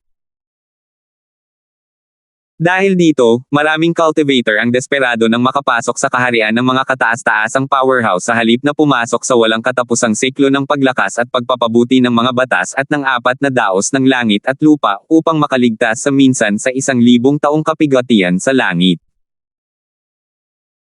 Bago ang agwat sa kasaysayan, ang mga nasa ilalim ng kaharian ng mga kataas-taasang makapangyarihang nilalang na pumapasok sa kaharian ng mga hari ng mga Diyos ay kailangan lamang harapin ang kapigatian sa langit minsan sa bawat 10,000 taon.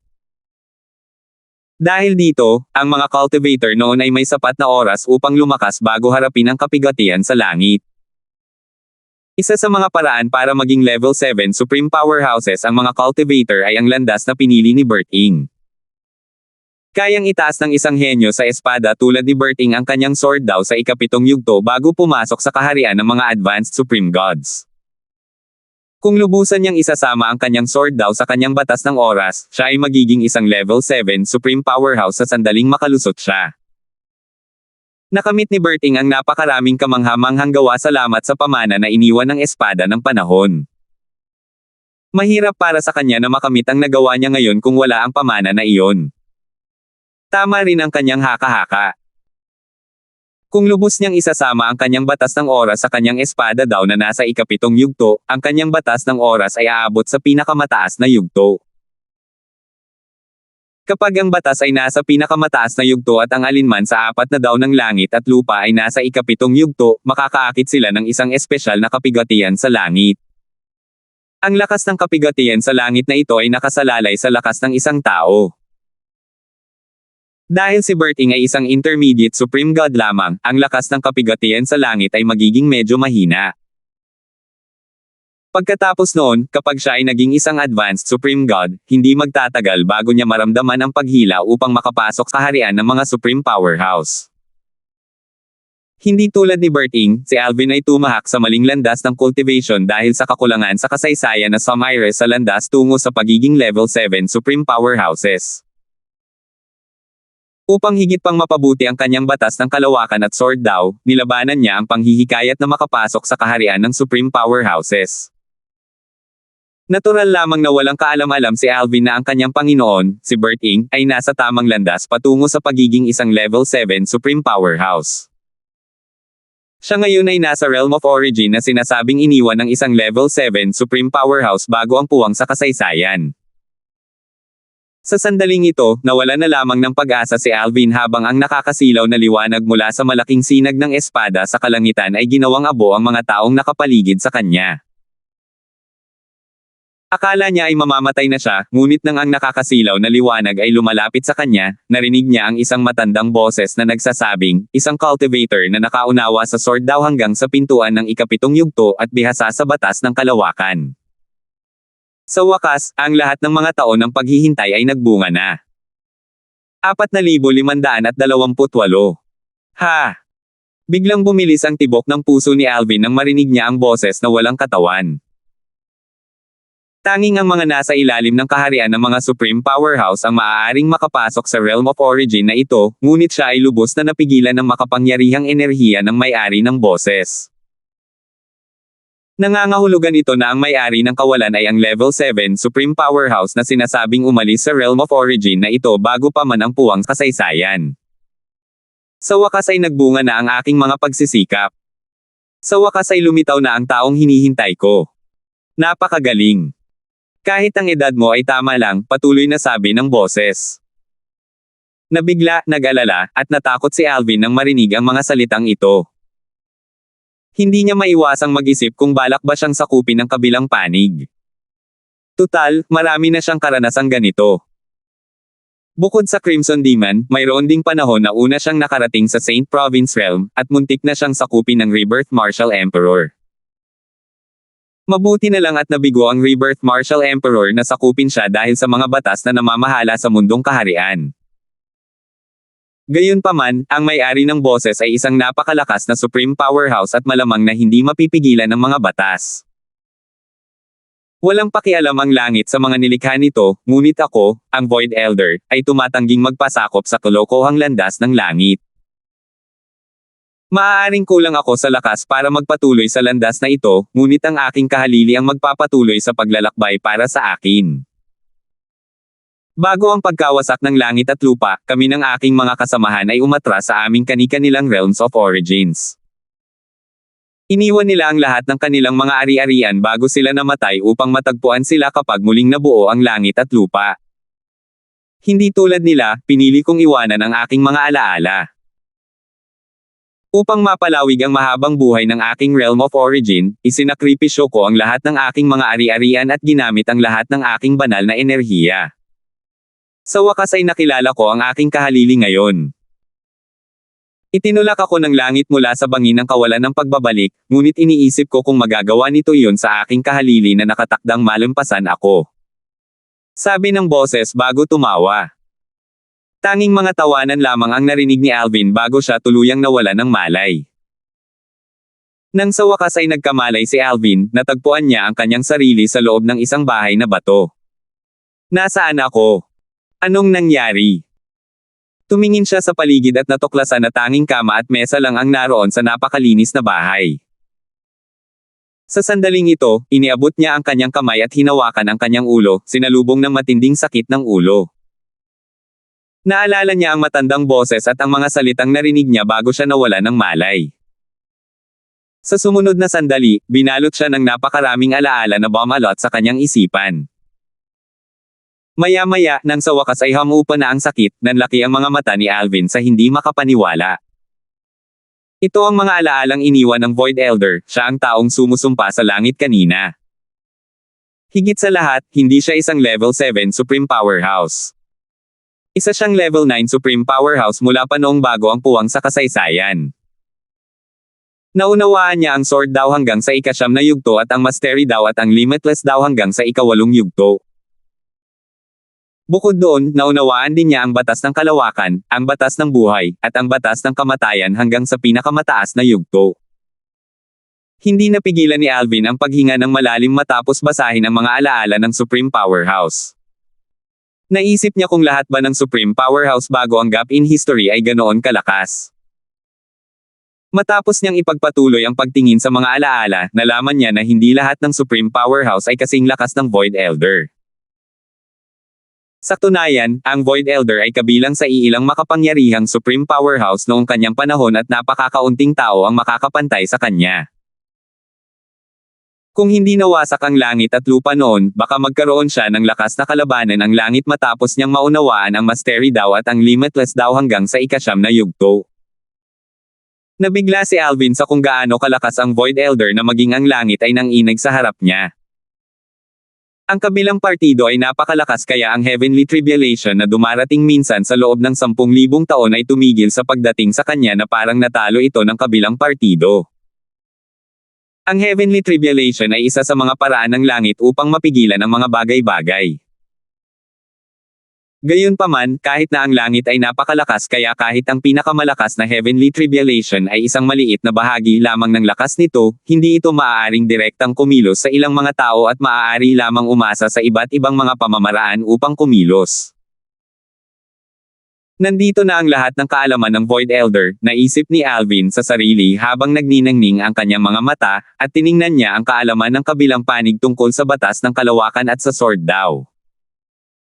Ang kanyang sword daw ay perpektong isinama sa kanyang batas ng kalawakan. Kung mauunawaan ko ang kanyang spatial sword daw, ang aking batas ng kalawakan ay aabot sa pinakamataas na antas. Nakuha ko na ang jackpot. Bukod doon, natutunan din ni Alvin na karamihan sa mga Realm of Origins ay maaari lamang pasukin ng isang beses. Gayunpaman, ang Void Elder, na determinadong mahanap ang kanyang kahalili upang magmana ng kanyang mga alaala at kaalaman, ay tiniyak na ang kanyang Realm of Origin ay mapapasok ng 3 beses. Umasa siya na makakamit ng kanyang kahalili ang kanyang pangunahing layunin na labanan ng langit pagkatapos manahin ang kanyang mga alaala at kaalaman. Kakaiba. Ayon sa mga alaala ng Void Elder, bago ang puwang sa kasaysayan, pagkatapos makapasok sa kaharian ng mga hari ng mga Diyos, ang mga cultivator ay haharap lamang sa heavenly tribulation minsan sa bawat 10,000 taon. Upang maging isang level 7 supreme powerhouse, dapat maunawaan ng isa ang isa sa 4 na daos ng langit at lupa hanggang sa ika-7 yugto at isang batas hanggang sa pinakamataas na yugto bago makapasok sa kaharian ng mga advanced supreme gods. Pagkatapos nito, makakaakit ang isa ng isang espesyal na heavenly tribulation at ang lakas ng tribulation ay nakasalalay sa cultivation base ng isang tao. Ang mga intermediate supreme gods ang may pinakamataas na pagkakataon na makaligtas sa tribulation, na makakatulong sa kanila na ay latag ang pundasyon upang maging isang level 7 supreme powerhouse. Sa kabilang banda, walang supreme powerhouse ang nakaligtas sa espesyal na heavenly tribulation. Kung tungkol sa mga advanced supreme gods, iilang halimaw na prodigy lamang ang makakaligtas sa tribulation. Ang Void Elder ay isang napakagandang prodigy. Madali niyang nalampasan ang heavenly tribulation noong siya ay isang advanced supreme god. 4,529. Mali ang lahat ng ating pagkakaintindi, naisip ni Alvin sa sarili habang bumubuntong hininga siya sa loob. Matapos basahin ang mga alaala ng Void Elder, nalaman niya na ang mga cultivator sa Outer Boundary at sa Myriad Worlds ay naglakbay sa maling landas matapos ang puwang sa kasaysayan. Dapat sana ay naunawaan nila ang mga batas hanggang sa pinakamataas na yugto at ang 4 na daos ng langit at lupa hanggang sa ika-7 yugto bago naging mga advanced supreme gods. Kung nagawa nila ito, pagkatapos makaligtas sa espesyal na heavenly tribulation at maging isang advanced supreme god, direkta silang magiging level 7 supreme powerhouses pagkatapos makapasok sa kaharian ng mga supreme powerhouses. Dapat tandaan na ang mga saints mula sa Outer Boundary at ang World Supreme Powerhouses mula sa Myriad Worlds ay level 6 supreme powerhouses lamang. Sa sandaling ito, may naisip si Alvin at napabulalas, hindi tama yan. Ang mga cultivator sa panahong ito ay kailangang harapin ang heavenly tribulation minsan kada 1,000 taon. Gayunpaman, batay sa mga alaala ng Void Elder, bago ang puwang sa kasaysayan, ang heavenly tribulation ay darating lamang minsan kada 10,000 taon. Bukod dito, batay sa kanyang karanasan, ang pag-unlad ng kahirapan para sa heavenly tribulation noon ay 2 antas na mas mahina kaysa sa ngayon. Hindi napigilan ni Alvin ang mapabuntong hininga habang iniisip kung ang mga batas ng langit at lupa noon ay nagbago na sa kung ano ito ngayon. Binago ba ng langit ang mga batas? Tanong ni Alvin sa loob-loob niya. Ito lang ang paliwanag na nakaunawa sa kanya. Matapos ikumpara ang sitwasyon ng panahong ito at ng nakaraang panahon, naramdaman niya sadyang ginagawang mahirap ng langit ang mga bagay-bagay para sa mga cultivator ng panahong ito na maging level 7 supreme powerhouses upang mapanatili ang kontrol sa sitwasyon. Nangyari ba ang puwang sa kasaysayan dahil ang langit ay nadama na nanganganib dahil sa Void Elder? Kaya ba ang mga cultivator pagkatapos ng puwang ay naakay sa maling landas? Dahil dito, wala ng level 7 supreme powerhouses o sino mang mas malakas na magbabante sa langit. Bumantong hininga si Alvin nang maisip niya ang malungkot na sitwasyon ng mga cultivator sa panahong ito.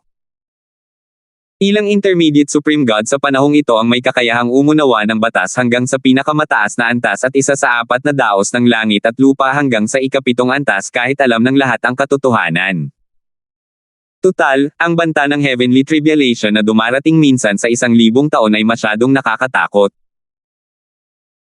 Kahit alam ng lahat ang katotohanan, magiging mahirap para sa mga intermediate supreme gods na maunawaan ang isang batas hanggang sa pinakamataas na antas at isa sa 4 na daos ng langit at lupa hanggang sa ika-7 antas. Tutal, nasa ilalim sila ng banta ng heavenly tribulation.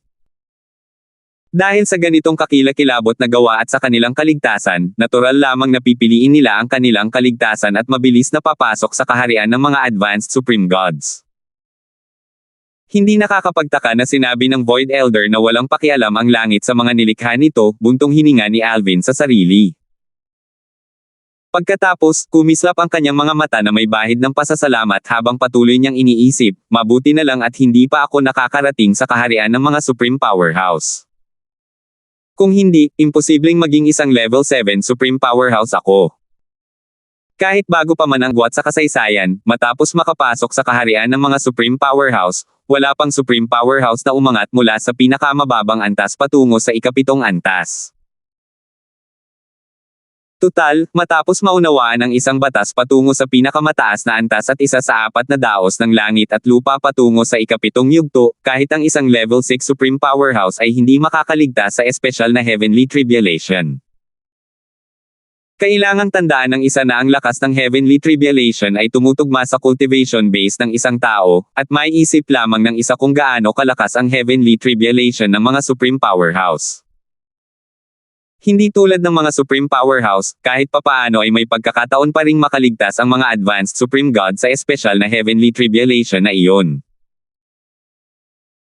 Dahil nasa akin ang mga alaala ng Void Elder, mas madali para sa akin na makaligtas sa Heavenly Tribulation na iyon, naisip ni Alvin sa sarili habang nagniningning ang kanyang mga mata. Bukod pa rito, maraming kaalaman sa kanyang mga alaala.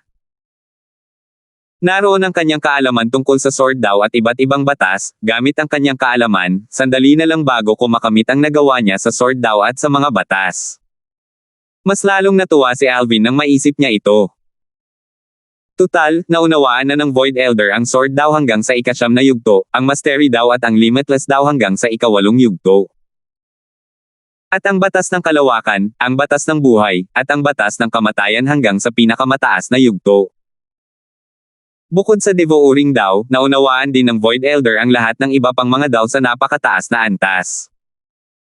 Hindi nakakapagtaka na kahit ang langit ay nakaramdam ng pagbabanto mula sa kanya. Batay sa kanyang mga alaala, tila siya ay naging isang level 9 Supreme Powerhouse dahil naunawaan din niya ang Mastery Dao at ang Limitless Dao hanggang sa ika-9 na yugto, at ang batas ng buhay at ang batas ng kamatayan hanggang sa pinakamataas na yugto. Pinag-isipan niya na mararating niya ang rurok kung mauunawaan niya ang Mastery Dao o ang Limitless Dao hanggang sa ika-9 na yugto.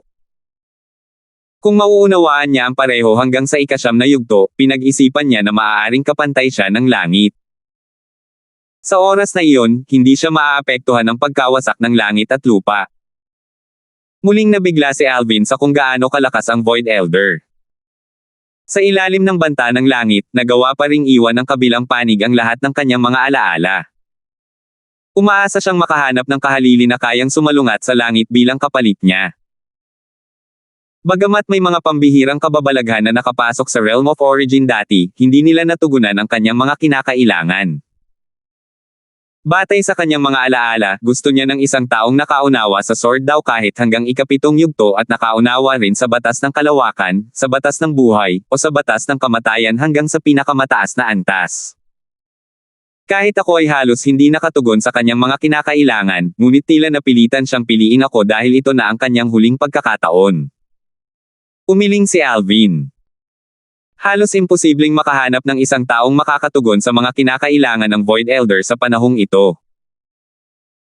Bagamat naunawaan na ng kanyang Panginoon, si Bert Ing, ang Sword Dao hanggang sa ika-7 yugto, ang batas na naunawaan ng kanyang Panginoon ay hindi nakatugon sa mga kinakailangan ng Void Elder.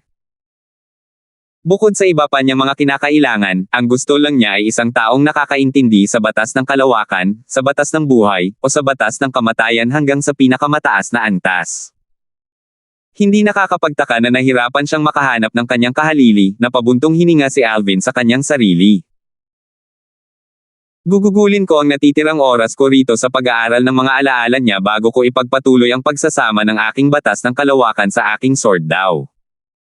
Sana, magawa kong baguhin ang aking Sword Dao tungo sa Spatial Sword Dao. Ayon sa Void Elder, ginamit niya ang lahat ng kanyang banal na enerhiya at lahat ng kanyang mahahalagang ari-arian upang pahabain ang mahabang buhay ng Realm of Origin.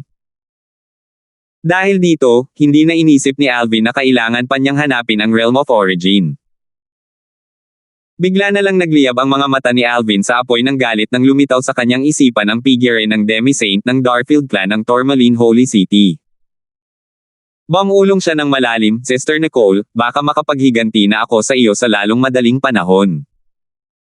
Pakiramdam ni Alvin na siya ang may pananagutan sa pagkamatay ni Nicole. Tutal, hindi naman niya makikilala ang kanyang mga kaaway kung hindi ito humiling na samahan siya pabalik sa mundo ng mga Diyos na sumusuway. 4,530 Paulit-ulit na ginugol ni Alvin ang kanyang oras sa pag-aaral ng mga alaala ng Void Elder. Bagamat nakuha na niya ang lahat ng alaala at kaalaman ng kabilang panig, hindi niya direktang mapapabuti ang kanyang sword Dao at ang kanyang batas sa pamamagitan ng mga alaala at kaalaman ng kabilang panig. Kailangan pa niyang pag-aralan ang mga alaala at matuto. Gayunpaman, sa kaalaman ng kabilang panig, natural na mapapadali at mapapabilis nito ang mga bagay para sa kanya. Halos 1 taon na ang lumipas, sa wakas ay iminulat ni Alvin ang kanyang mga mata. Ang kanyang mga titig ay tila kasing talas ng espada sa sandaling ito, ngunit isang malawak na ngiti ang makikita sa kanyang mukha.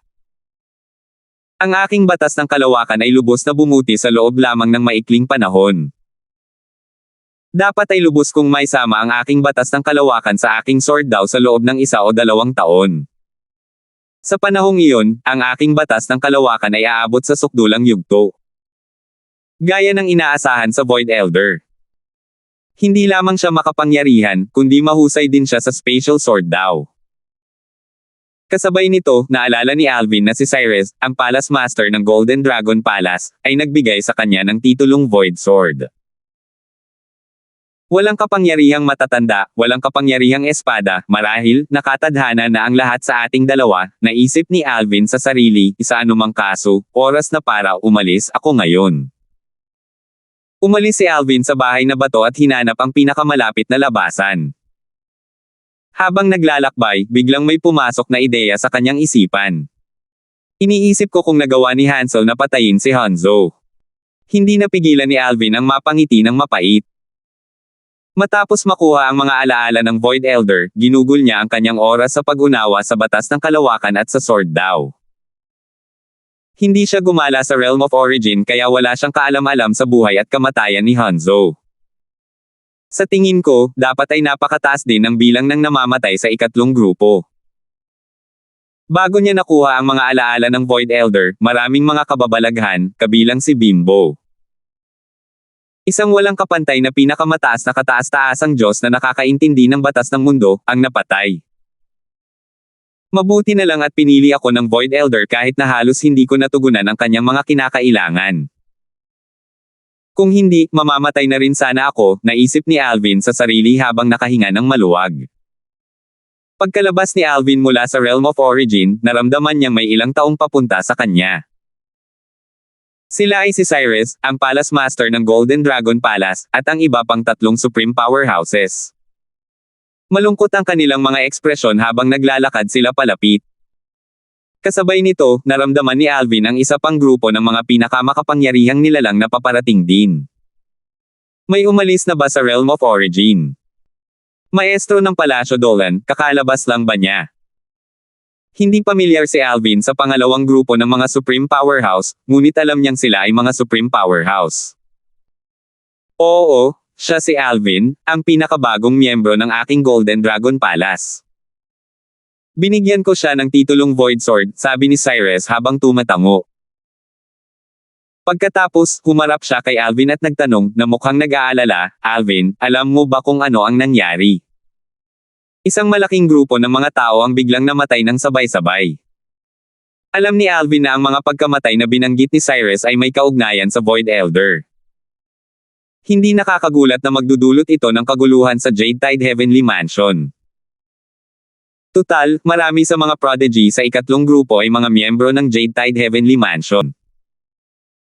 Tiyak na nagulat ang Jade Tide Heavenly Mansion nang sabay-sabay na mabasag ang napakaraming soul orbs ng kanilang mga miyembro. Maya-maya, umiling si Alvin at sinabing, Palace Master Dolan, hindi ko alam kung ano ang nangyari. Gayunpaman, naaalala kong nakarinig ako ng isang malakas na pagsabog. Nang mag-imbestiga ako, may nakasalubong akong malaking energy barrier na pumihil sa akin na makalapit pa. Maraming mga prodigy din ang nakaranas nito, dagdag ni Alvin. Kasunod nito, ang iba pang mga pinakamakapangyarihang tao ay nagsimulang magtanong ng may malungkot na ekspresyon sa kanilang mga mukha. Alvin, may naramdaman ka bang kakaiba bago at pagkatapos lumitaw ang energy barrier? Sinuri mo ba ng mabuti ang lugar pagkatapos noon? Alvin. Nang makitang binomba ng napakaraming tanong si Alvin, sa wakas ay pumagitna si Cyrus at sinabing, lahat kayo, magpalit-palitan sa pagtatanong.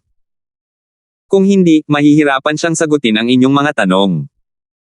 Bukod dito, maaari rin ninyong tanungin ang iba kapag lumabas na sila mula sa Realm of Origin. Marami pa ring mga prodigy mula sa ating Jade Tide Heavenly Mansion na buhay pa, kabilang si Hanzo. Buo pa rin ang kanilang mga soul orbs.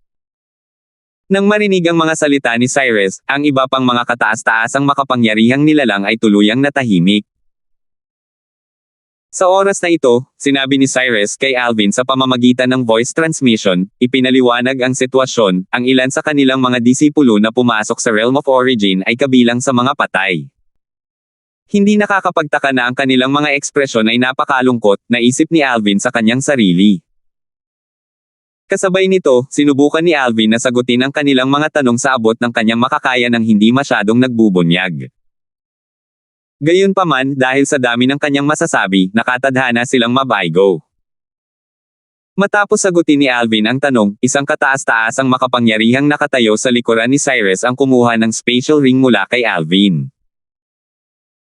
Pagkatapos, sinuri niya si Alvin gamit ang kanyang banal na kamalayan upang matiyak na walang itinatago si Alvin bago ibalik ang spatial ring ni Alvin. Kasunod nito, sinabi ni Cyrus, Alvin, nakapag-ayos na ako ng tulong mula sa Jade Tide Heavenly Mansion sa pagpaparehistro. Siya ang aking pang-apat na disipulo. Darating siya rito maya-maya para ibalik ka sa Jade Tide Heavenly Mansion. Nagliwanag ang mga mata ni Alvin nang marinig ang mga salita ni Cyrus. Sige. Magsasayang lang ng oras kung mananatili si Alvin hanggang sa lumabas ang iba. Tutal, malamang naaalis lang ang iba pagkatapos ng 10 araw. Bukod doon, nasasabik din siyang pumunta sa Jade Tide Heavenly Mansion, isang puwersang may ranggong santo. Maya-maya, bumantong hininga si Alvin nang maalala niya ang mga alaala ng Void Elder. Nakakaawa ang mga santo. Tutal, alam ni Alvin na ang mga saints at ang World Supreme Powerhouses sa Outer Boundary at Myriad Worlds ay malamang na hindi maging level 7 Supreme Powerhouses. Dahil dito, sa kalaunan ay papatayin sila ng Heavenly Tribulation na nangyayari minsan sa loob ng 10,000 taon. Salamat po at namahan ninyo ako, ingat lagi mga master.